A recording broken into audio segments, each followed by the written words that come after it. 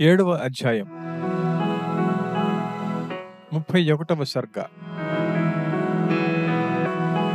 ఖరాది వధ వృత్తాంతాన్ని రావణునికి చెప్పిన అకంపనుడు.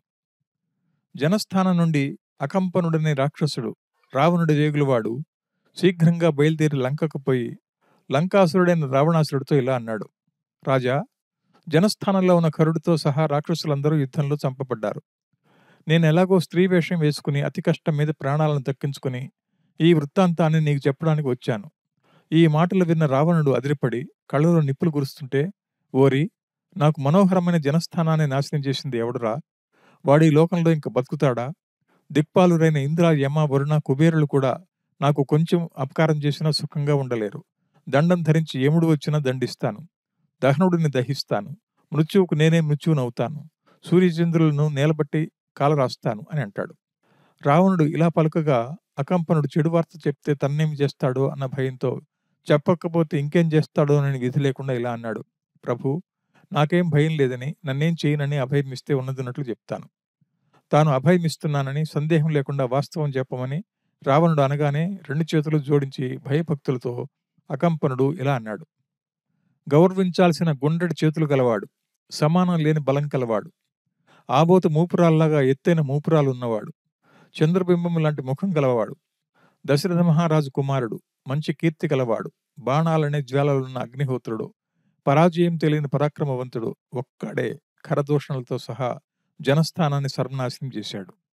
ఇలా అకంపనుడు చెప్పగా విన్న రావణాసురుడు పెద్ద పాములాగా శ్వాస విడుస్తూ, ఓరి, నిజం చెప్పు, రామచంద్రుడు యుద్ధానికి ఇంద్రాదులను తోడు తెచ్చుకున్నాడా? నువ్వు చెప్తున్న విషయం వింటుంటే ఒంటరిగా చేసే పని కాదని అనిపిస్తున్నది, వివరాలు చెప్పు అని అడిగాడు. రావణుడు చెప్పమని అడగగానే అకంపనుడు రామచంద్రమూర్తి తేజస్సు, బలం, పరాక్రమం తదితర అంశాలను ఉన్నదున్నట్లు చెప్పాడు. ఇలా: రాముడనే పేరు గలవాడు, విల్లు ఆయుధాలు ధరించే వారిలో చాలా గొప్పవాడు, అనేక దివ్యాస్త్రాలు, సుగుణ సంపత్తి గలవాడు, యుద్ధంలో ఇంద్రుడితో సమానుడు, దేవతల వంటి పరాక్రమం కలవాడు. ఆ రాముడికి ఒక తమ్ముడున్నాడు, వాడు శక్తిలో అన్నకు సమానుడు, ఎర్ర తామర లాంటి కళ్ళున్నవాడు. ఆయన పేరు లక్ష్మణుడు, కమలాల లాంటి ముఖం గలవాడు, ఎప్పుడూ అన్నకు అగ్నికి వాయువులాగా తోడుంటాడు. అయినా ఈ యుద్ధంలో ఆయన లేడు. ఒక రాముడి వల్లే దండకులో మన ఉనికి పట్టుపాడైంది. నువ్వు సందేహించినట్లు రాముడికి దేవతలు సహాయం చేయలేదు, ఇంద్రుడు రాలేదు. రామచంద్రమూర్తి ఒక్కడే పదునైన బాణాలను ఆయుధాలుగా చేసుకుని రాక్షస సమూహాన్నంతా వధించాడు. ఆ బాణాలను ఆయన ప్రయోగించాడని అనలేం. బంగారు పిడుగులు గల ఆ బాణాలు తమంతట తామే అల్లితాటి నుంచి బయలుదేరి 5 తలల పాములై యుద్ధంలో రాక్షసులందరినీ మింగాయి. ఏ ఏ విధంగా ఏ ఏ మార్గాలలో రాక్షసులు భయపడి పారిపోతారో ఆయా మార్గాల్లో శత్రువులందరికీ రామచంద్రుడు యుద్ధంలో కనిపించాడు. ఈ విధంగా జనస్థానమంతా పాడైంది.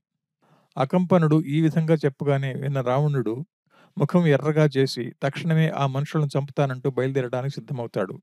అప్పుడు అకంపనుడు రామభద్రుడి బల పరాక్రమాలను మరింత వివరంగా చెప్పాడిలా: రాక్షసరాజా, నువ్వు ఆయన మీదకి యుద్ధానికి పోతే లాభం లేదు. ఆయనకే కోపం వస్తే నువ్వే కాదు, బ్రహ్మేంద్రాదులు కూడా ఆయన గెలవలేరు. పొంగి పొరలి వచ్చే సంపూర్ణ ప్రవాహాన్నైనా తన బాణాలతో రాకుండా ఆపగలడాయన. గ్రహాలతో, నక్షత్రాలతో నిండిన ఆకాశాన్నైనా బాణాలతో చీల్చగలడు. శ్రీమంతుడైన రామచంద్రమూర్తి భూమిని ఉద్ధరించగలడు. అవలీలగా సముద్రం చెలీలు కట్ట దాటి రారాదనే నియమాన్ని అణిచి భూమినంతా సముద్రంతో ముంచగల శక్తి కలవాడు. సముద్ర గర్వాన్ని మొదటంతా నాశనం చేయగలడు. బాణాలతో వాయువునైనా ఆపగలడు. తన పరాక్రమంతో రామచంద్రుడు సమస్త లోకాలను సంహరించి మళ్లీ సృష్టించగలడు. రామచంద్రమూర్తిని నువ్వు గెలవడం సాధ్యం కాదని నా అభిప్రాయం. రామచంద్రమూర్తిని గెలవలేని వాడివి నువ్వొక్కడివే కాదు, లోకంలో ఉన్న రాక్షస శ్రేష్ఠులందరూ మనుషులతో సహా ఏకమైన ఆయన సమీపానికైనా పోలేరు. ఆయన ఒక్కడే, మేమందరం గుమ్మి కొడితే ఆయన గెలవలేమా అంటావేమో. ఎంతమంది పాపాత్ములు కలిసినా స్వర్గానికి పోగలరా? కాబట్టి రామచంద్రమూర్తిని నువ్వు చంపాలనుకుంటే నేనొక ఉపాయం చెప్తా, ఏకాగ్ర చిత్తంతో విను. అకంపనుడు శ్రీరాముడి వధోపాయంగా సీతాపహరణం చేయమని ఇలా చెప్పాడు రావణుడితో: ఓ అసురరాజా, రామచంద్రుడి భార్య అయిన సీత గురించి నేనేం చెప్పగలను? రాముడి గురించి వృత్తబాహుడని, వృషాంశుడని చెప్పాను గాని సీతాదేవి విషయం చెప్పడానికి నాకు సాధ్యం కాదు. అయినా చెప్పాలి కాబట్టి చెప్తాను. ఆమె అందం లాంటి అందం ముల్లోకాల్లో ఎక్కడా లేదు. ఆమె నడక ఏనుగు నడకలా ఉంటుంది. నడువయస్సులో ఉంది. దేవతా స్త్రీలలో కానీ, గంధర్వ స్త్రీలలో కానీ, అప్సరస్సులలో కానీ, రాక్షస స్త్రీలలో కానీ జానకితో సమానమైన స్త్రీ లేనే లేదు. ఇక మనుష్య స్త్రీలలో లేదని చెప్పాలనా? ఆమెను నువ్వు ఇక్కడికి తెస్తే ఆమె మీద ప్రేమ గల రాముడు ప్రియురాలి ఎడబాటుతో కలిగే తాపం అనే అగ్నిలో పడి చస్తాడు. అని అకంపనుడు చెప్పగా రావణుడు ఆ ఆలోచన బాగుందని ఆమోదించాడు. యుద్ధం లేకుండానే శత్రువు చనిపోతున్నాడు అనే ఆలోచన రావణుడికి రుచించింది. అకంపనుడు చెప్పినట్లే చేస్తానని, ఉదయాన్నే పోయి సీతాదేవిని తెస్తానని అంటూ వాడిని వెళ్ళమంటాడు రావణుడు. అలా చెప్పి సూర్యకాంతితో సమానమైన కంచర గాడిదలు కట్టిన తెల్లటి రథం మీద సారథితో ఒక్కడే బయలుదేరిపోయాడు. ఆకాశ మార్గంలో పోతున్న ఆ రథం ఆ సమయంలో మేఘాల మధ్య నుండే చంద్రమండలంలాగా కనిపించింది. అలా పోయి మారీచుడి ఆశ్రమంలో దిగాడు రావణుడు. మారీచుడు ఆయనకు అర్ఘ్యపాద్యాలు ఇచ్చి, ఆసనం చూపించి, భక్ష్య భోగ్యాలిచ్చి తృప్తిపరిచాడు. ఆ తర్వాత రావణుడితో, రాక్షసరాజా, నీకు రాక్షసులందరికీ క్షేమమే కదా, ఉపద్రవం ఏది జరగలేదు కదా, ఇలా ఒంటరిగా తోడు ఎవరూ లేకుండా సరాసరి ఇక్కడికి వచ్చావంటే ఏదో గొప్ప పని పడిందని సందేహం కలుగుతున్నది అని అన్నాడు మారీచుడు. ఆ మాటలు విన్న రావణాసురుడు, తండ్రి, రాముడు అనే ఒక్క మానవుడు రాక్షసులందరినీ యుద్ధ సామర్థ్యంతో వధించి జనస్థానాన్ని పాడు చేశాడు. అతడి భార్యను నేను అపహరించాలనుకుంటున్నాను. ఈ విషయంలో నాకు నీ సహాయం కావాలి. ఆ విధంగా నేను నా పగ తీర్చుకుంటాను అని అంటాడు.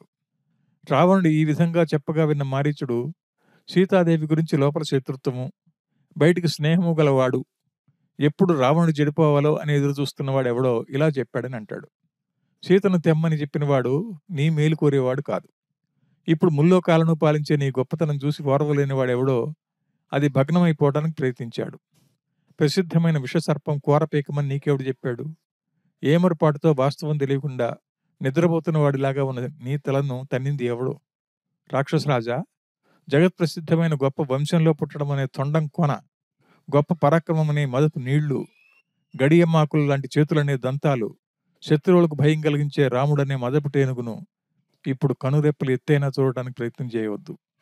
యుద్ధముఖంలో నిలబడటం అనే పైకెత్తబడిన తోక కలిగి, రాక్షస సమూహాలను మృగాలలాగా సంహరించగలిగి, గొప్ప బాణాలనే వాడి గోళ్లు కలిగి, వాడిగల కత్తులను కోరలుగా కలిగి, బలిష్టమైన నరరూపం ధరించిన రాముడనే సింహాన్ని ఎక్కడో ఒక చోట ఎవరిని బాధించకుండా నిద్రిస్తుంటే దాన్ని లేపవచ్చా? చక్కగా ఆలోచించు అని అంటాడు మారీచుడు. ఇంకా ఇలా అంటాడు మారీచుడు, పాతాళంలో పడి అక్కడి నుంచి మళ్లీ పైకి రాలేనట్లు రామ పాతాళంలో నువ్వు పడ్డావా? మళ్ళా ఊపిరితో వెలుపలికి రాలేవు. రామ పాతాళం ఎలాంటిది అంటావా? విల్లే మొసలి. అది నీళ్లలో అడుగుపెట్టి పెట్టకముందే వాత వేస్తుంది. అది దాటిపోతే భుజ వేగం అనే పెద్ద బురద ఉంటుంది. దాంట్లో దిగబడితే అంతే సంగతి. ఇక అది దాటిపోగలిగితే బాణ పరంపరలనే అలల మీద పడి వచ్చిపడి లోపల ఈడ్చుకుపోయి చంపుతాయి. ఇలాంటి యుద్ధ ప్రవాహం గల రామ పాతాళంలో పడితే ఇక జీవితాశ లేదు. లంకాధిపతి, నేను పరుషంగా చెప్పానని కోపడవద్దు, క్షమించు. వాస్తవంగా నీ మేలు కోరి చెప్పాను. కోపం తగ్గించుకుని లంకకు వెళ్ళు. నీ భార్యలతో సంతోషంగా జీవించు. అడవిలో ఆయన భార్యతో రాముడు ఉంటాడు. ఆయన భార్యతో ఆయన లేకుండా చేసావా? నీ భార్యలతో నువ్వు సుఖంగా ఉండవు. ఇలా మారీచుడు చెప్పిన హితోక్తులు విన్న రావణుడు అలాగే ఆయన చెప్పినట్లే చేస్తానని జవాబిచ్చి లంకకు పోయి సంతోషంగా తన ఇంటికి చేరాడు. రాముడితో బలవద్విరోధం ఎందుకు? నేనొక్కడనే పోతే అందరిని చంపిన రాముడిని తానొక్కడనే జయించగల నమ్మకం ఏమిటి అని ఆలోచించి సంతుష్టుడై ఇంటికి పోయాడు రావణాసురుడు. 32వ సర్గ. 14,000 మంది క్రూరులైన రాక్షస శ్రేష్ఠులు కరుడు, దూషణుడు, త్రిశూరుడు ఒంటరిగా యుద్ధం చేసిన శ్రీరాముడి చేతిలో చావటం చూసిన శూర్పణఖ ఇతరులకు సాధ్యంగాని రాముడి పరాక్రమం స్వయంగా చూసి భయపడి బొబ్బలు పెట్టుకుంటూ ఏడ్చుకుంటూ శీఘ్రంగా రావణుడు పాలించే లంకకు పోయింది. అక్కడ దేవతలతో కూడిన ఇంద్రుడిలాగా పుష్పక విమానంలో మంత్రులతో సూర్యుడిని పోలిన బంగారు పీఠం మీద తన ఇష్టప్రకారం బంగారు ఇటుకలతో కట్టబడిన వేదిలో హోమం చేయటం వల్ల మండుతున్న అగ్నిహోత్రుడిలా సమస్త భూతకోటిని గంధర్వులను జయించగలవాడిని, యముడు లాంటి వాడిని రావణుడిని చూసింది శూర్పణఖ. దేవాసురులకు మధ్య జరిగిన ఘోర యుద్ధంలో అసమానమైన వజ్రాయుధం దెబ్బ వల్ల గాయం మాత్రం పడ్డ వక్షం గల రావణుడిని, ఐరావతం కొమ్ములతో పొడవుగా కాయలు కాచిన రొమ్ము గల రావణుడిని, దీర్ఘమైన 20 చేతులు 10 తలలు తెల్లని చామరాలు తెల్ల గొడుగు విశాలమైన ఎత్తైన రొమ్ము రాజచిహ్నాలు గల రావణుడిని, వైడూర్యంలాగా మిసమిస మెరిసే రావణుడిని, నిగనిగలాడే రత్నాలు చెక్కిన బంగారు కుండలాలు గల రావణుడిని, పెద్ద ముఖం గల రావణుడిని, తెల్లని దంతాలు గల రావణుడిని, విష్ణు చక్రం లాంటి అనేక ఆయుధాలతో కొట్టబడి గాయపడ్డ సకల అవయవములు కల రావణుడిని, ఇతరుల భార్యలను అపహరించే రావణుడిని, సమస్తమైన దివ్యాయుధాలు గల రావణుడిని, ఋషుల యజ్ఞాలు విఘ్నం చేసే రావణుడిని, భోగవతీపురంలో సర్పరాజు అయిన వాసుకుని యుద్ధంలో ఓడించి తక్షకుడిని గెలిచి అతడి భార్యను అపహరించిన రావణుడిని, కైలాసంలో కుబేరుడిని గెలిచి పుష్పక విమానాన్ని తెచ్చిన రావణుడిని, ఇంద్రుడి ఉద్యానవనాన్ని కుబేరుడు ఉద్యానవనంలో ఉన్న నళిని అనే సరస్సును కోపంతో నాశనం చేసిన బలిష్ఠుడైన రావణుడిని, ఉదయించే సూర్యుడిని చేతులతో అడ్డగించగల శక్తిమంతుడైన రావణుడిని, సమస్త ప్రాణులను మొర్రో అని ఏడిపించే రావణుడిని, దేవతలను పారదోలిన రావణుడిని, పెద్ద నవ్వుతో దేవతా స్త్రీలకు గర్భస్రావం అయ్యేట్లు చేసిన రావణుడిని, భుజ శౌర్యంతో విరబడిన ఐరావతం దంతాలు గల రావణుడిని, జనులను బాధించడంలోనే పరమాసక్తి గల రావణుడిని, కుత్సితపు ఆలోచనలు చేయడంలో తొందరపడే రావణుడిని, ఇంతదాకా రాక్షస వంశాన్ని వృద్ధి చేసిన రావణుడిని, కళ్ళకి కనపడటం ప్రళయకాలమని ఆభరణాలతో అలంకరించుకునే రావణుడిని తన అన్నను చూసి శూర్పణఖ రాముడి భయంతో ఇలా అంది. 33వ సర్గ. తనకు కలిగిన అవమానం, తన దుఃఖం చూసి కూడా ఆదరించకుండా ఊరికే చూస్తున్న రావణుడిని చూసి మంత్రులు వింటుంటే వాళ్ళుండగా అలా మాట్లాడటం మంచిది కాదని కూడా భావించకుండా దురాగ్రహంతో శూర్పణఖ ఇలా అంది. ఓరి కండ కొవ్వుతో మదించి ఒళ్ళు మరిచినవాడా, ఎప్పుడూ కామ సుఖాలలో ఆసక్తి కలిగి హద్దు అదుపు లేకుండా దండించేవాడు లేకుండా మూర్ఖుడవై నీ పక్కనే నిన్ను వార్త చేసిందో కాచుకున్న మృత్యుదేవతకు కూడా కనుక్కోలేకపోతున్నావు కదా. ఎప్పుడూ స్త్రీలతో రతిక్రీడల్లో మునిగి వాళ్లనే ప్రీతి కలిగి తన ఇష్టం వచ్చినట్లు సంచరించే రాజును ప్రజలు శ్మశానాగ్నిలాగా గౌరవిస్తారా? నీలో ఎంతో దోషం ఉంది కాబట్టే నిన్ను లోకులు గౌరవించరు. స్త్రీలతో విశేషంగా సంభోగించడం వల్ల బుద్ధిబలం చెడి కార్యకార్యాలు ఆలోచించే శక్తి లేక రాజకార్యాలు తానే చేయని రాజు చెడిపోతాడు. వాడు తలపెట్టిన పనులు చెడిపోతాయి, వాడి రాజ్యం చెడుతుంది. నువ్వు ఆ గతికి చేరనున్నావు. వేగులు వాళ్ళని ఏర్పాటు చేసి ఎక్కడెక్కడ ఏం జరుగుతుందో, ఎవరు మిత్రులో ఎవరు శత్రువులో తెలుసుకోకుండా, ఆలోచన చేయకుండా, ప్రజలకు అవసరమైనప్పుడు దర్శనం ఇవ్వకుండా, అంతఃపురంలో కాంతాలోలుడై చాటున ఉంటూ స్వయంగా పనులు చేయాల్సి వచ్చినప్పుడు సంబంధం లేని వాళ్ళు స్వార్థపరులు చెప్పిన మాటలు నమ్ముతూ, భార్యలు మంత్రులు తోవనబోయే వారు చెప్పిన మాటలు నమ్మి పరాధీనుడైన రాజును తొలగిపోతారు ప్రజలు. అన్ని పనుల్లోనూ తానే పెద్దగా ఉంటూ తన ఇష్ట ప్రకారం స్వతంత్రించి పనులు నెరవేర్చక ఇతరులకు పెత్తనం ఇచ్చి వారితో పనులు చేయించే రాజులు సముద్రంలో పర్వతాలు మునిగినట్లు వాళ్ల వల్లే చెడిపోతారు. వారి ప్రభుత్వం, అధికారం, సంపద వాళ్లకంటే ముందుగానే నశిస్తుంది. నీకెప్పుడు కీడు చేద్దామా అని ఎదురు చూస్తున్న దేవతలు, దానవులు సమయం కోసం కలుసుకున్నారు. అది కనుక్కోలేక కార్యాలోచన పరత్వం లేకుండా, స్థిర బుద్ధి లేకుండా చపలుడివై ఉండే నువ్వు ఎలా ప్రాణాలతో ఉండగలవు? ఇంత వయసు వచ్చినా అవివేకం పోలేదు నీకు, వివేకం రాలేదు. ఏమేమి తెలుసుకోవాలో అది నీకు తెలియదు. ఇలాంటి వాడివి రాజే ఎలా బాగుపడతావు? తనకు సొంత వేగుల వాళ్ళు లేకుండా ఇతరులు ఏర్పాటు చేసిన వేగుల వాళ్ళ మాటలు నమ్మి ప్రవర్తించేవాడు, కోశాగారానికి ఇతరులకు పెత్తనమిచ్చేవాడు, ఇతరులు చెప్పిన నీతులు అనుసరించేవాడు, వాడెంత గొప్పవాడైనా పామరుడితో సమానమే.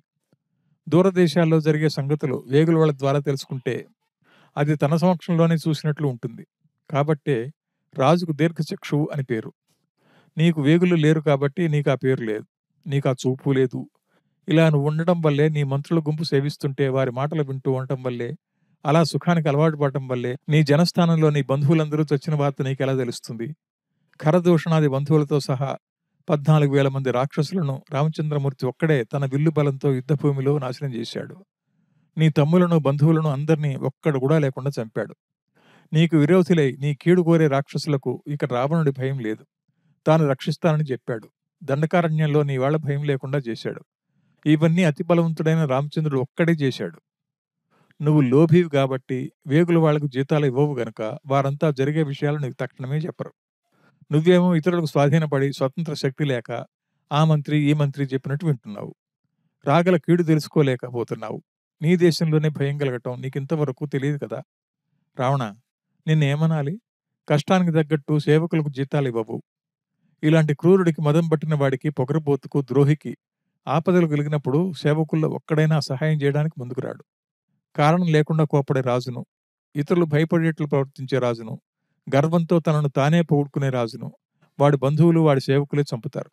తన తప్పులు తెలుసుకుంటూ చక్కటి ఆలోచనతో పనులు చక్కదిద్దకుండా ఉండే రాజుకు ఐశ్వర్యమంతా నాశనమైపోయి వాడు సన్నగడ్డితో సమానమై దుఃఖపడుతుంటే వాడిని అందరూ అలక్ష్యంగా చూస్తారు కానీ అయ్యో పాపం వాడికి ఎలాంటి గతి పట్టిందే అని ఒక్కరైనా బాధపడరు.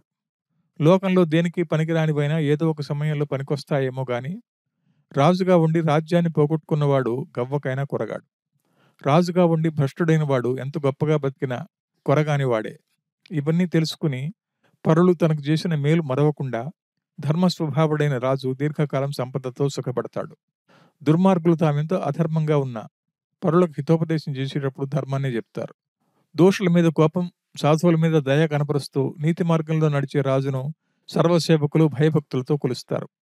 అవివేకి, నీలో ఎంత వెతికి చూసినా రాజులకు ఉండాల్సిన గుణాలు ఒక్కటైనా లేవు. అకాలంలో పడ్డ పిడుగులాగా దండకారణ్యంలో నువ్వు కాపుగా ఉంచిన వారంతా యుద్ధంలో చావటం వేగులు లేనందున నీకు తెలియదు. సుఖంలో మునిగి నిన్ను చంపన్న శత్రువులను ఉపేక్షిస్తున్నావు. అన్నీ మనకు అనుకూలమైన దేశాలే అనుకుంటున్నావు. అన్ని కాలాలు మనకు అనుకూలమైనవే అనుకుంటున్నావు. కానీ భిన్న దేశాలలో భిన్న కాలాల్లో జరిగే విషయాలు కామలోలుడువైన నువ్వు తెలుసుకోలేకపోతున్నావు. ఎవరిలో ఎక్కడ ఏ మంచి కలదో ఏ చెడ్డ కలదో తెలుసుకునే శక్తి నీకు లేదు. కాబట్టి ఓ రాక్షసరాజా, శీఘ్రకాలంలోనే నీ సంపదను పోగొట్టుకుంటావు. 34వ సర్గ. ఈ విధంగా సిగ్గు బిడియం భయం లేకుండా శూర్పణఖ చెప్పిన తన దోషాల గురించి ధనగర్వం సేనాబల గర్వం కలవాడైనందున ఎంత మాత్రం విచారపడక తనను ఎప్పుడు ఏమి చేయగలడన్న మదాంధుడై తన చెల్లెలు చెప్పిన విషయం గురించి ఆలోచన చేశాడు. కోపంతో కళ్ళెర్ర చేసి తనను నిష్ఠూరాలాడే చొప్పనాతితో, చెల్లెలా, అక్కడి వృత్తాంతమంతా వివరంగా చెప్పు. రాముడనేవాడు ఎవడు? వాడెట్టి పరాక్రమవంతుడు? దేవతా రూపమా మనుష్య రూపమా? ఎలాంటి స్వరూపం గలవాడు? ఎందుకు దండకారణ్యానికి వచ్చాడు? ఖరాది రాక్షసులను ఏ ఆయుధాలతో చంపాడు? విల్లు బాణాలతోనా లేక ఏదైనా నూతన ఆయుధాలతోనా అని అడగ్గా శూర్పణఖ రామచరిత్ర చెప్పడం మొదలుపెట్టింది ఇలా. దీర్ఘమైన భుజాలతో విశాలమైన కళ్లతో నారచీరలు జింక చర్మం వస్త్రాలుగా ధరించి మన్మధుడిలాగా సుందరంగా ఉండే దశరథ కుమారుడు. ఆయన పేరు రాముడు. భయంకరమైన శౌర్యం గలవాడాయన. భయంకరమైన విల్లు ఉంది ఆయన దగ్గర. దాంతో పుట్టల నుండి పాములు బయటకు వచ్చే విధంగా బాణాలను జిమ్ముతాడు. ఖరుడు దూషణుడు 14,000 మంది రాక్షసులను సరిగ్గా 3 గడియల్లో కాళ్ల మీద నిలిచి ఒంటరిగా బాణాలతో నాశనం చేశాడు. దండకారణ్యంలో ఉన్న మునులకు ఇక నుండి వాళ్ళు రాక్షసులకు భయపడాల్సిన పని లేదని అభయహస్తం ఇచ్చాడు. అంతా చేస్తే నేనెలా బతికి బయటకు వచ్చానంటావేమో, నేనక్కడ లేకుండా విని చెప్తున్నానేమో అని అనుమానం వద్దు. నేను ఆ గుంపులోనే ఉన్నాను. కానీ నేను ఆడదాన్నైనందున శ్రీహత్య దోషం కలగవచ్చని గొప్ప మనసుతో నన్ను చంపకుండా వదిలాడు. ఇంకొకడైతే 14,000 మందిని తెచ్చింది ఇదే అని నన్ను కూడా చంపేవాడే. ఎంతమంది వచ్చినా తననేమీ చేయలేరని ఆయన ధైర్యం.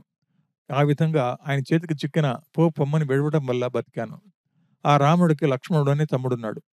అన్నకు అన్నిటా సమానుడు. అన్నను భక్తితో సేవిస్తాడు. కోపిష్టి, యుద్ధంలో అజేయుడు, సాధువర్తనం గలవాడు. రాముడికి కుడిభుజం, బహిప్రాణం లక్ష్మణుడు. రాముడికి ఇష్టమైన భార్య సీతాదేవి. ఆమె అందమైన గమనం గలది. సమస్త సద్గుణాలతో గొప్ప కీర్తిని సంపాదించింది. ఆమె తొడలు అరటి స్తంభాల్లా ఉంటాయి.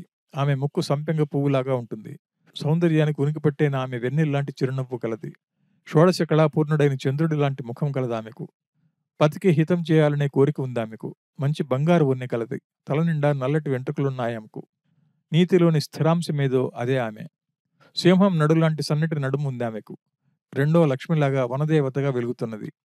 దేవతా స్త్రీలను, కిన్నెర స్త్రీలను, గంధర్వ స్త్రీలను చూశా గాని ఇలాంటి స్త్రీని చూడలేదు.